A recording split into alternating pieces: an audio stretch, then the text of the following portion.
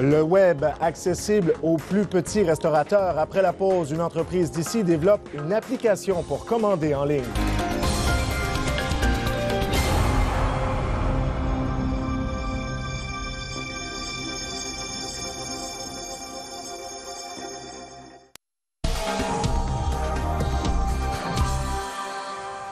On le sait, les commerçants font des affaires d'or avec les ventes sur Internet. Les restaurateurs, eux, poussent maintenant la chose plus loin avec les applications mobiles.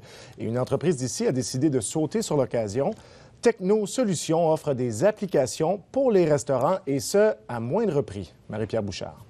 Yves Manceau est propriétaire de 3 des 21 rôtisseries fusées de la province. À l'ère du 2.0, il offre depuis un certain temps l'opportunité à ses clients de commander en ligne.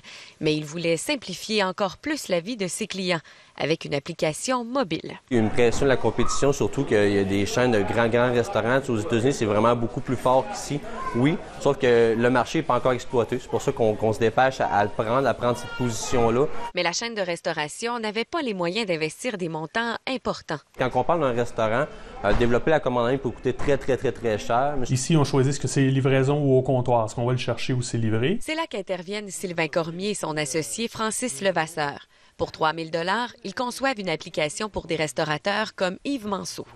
Pas de matériel à acheter, pas de formation à avoir pour gérer Internet, un site web, des choses comme ça. Ça se fait directement à partir de la caisse. S'ils changent un prix, ça se majoure automatiquement. S'ils reçoivent une commande, la commande est payée, est transférée dans la cuisine, est prête à livrer. Un produit innovateur sur le marché des applications de restaurants parce que ceux qui en détiennent actuellement font affaire avec un centre d'appel. Tu as des gens au centre d'appel, il faut que tu payes. Tu as un menu qu'il faut que tu modifies régulièrement parce qu'il n'est pas connecté nécessairement aux caisses.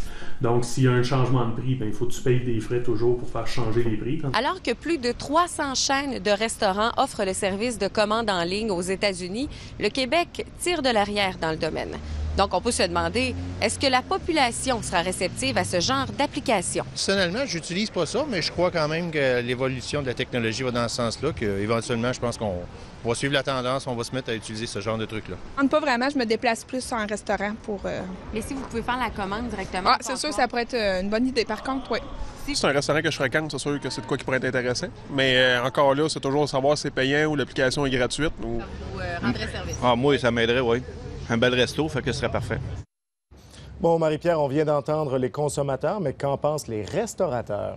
Bien, vous l'avez vu dans mon reportage, les gens que j'ai consultés avaient des commentaires très mitigés. Même chose du côté des restaurateurs. J'ai parlé, entre autres, au propriétaire de Bravo Pizzeria, qui s'appelle Costa Diamantopoulos. Il me disait qu'il faudrait y réfléchir. De son côté, la propriétaire de Sushizo, Pascal Méthode, qui a déjà eu cette expérience dans le passé, dans d'autres restaurants, n'est pas convaincue, en tout cas pas pour les sushis.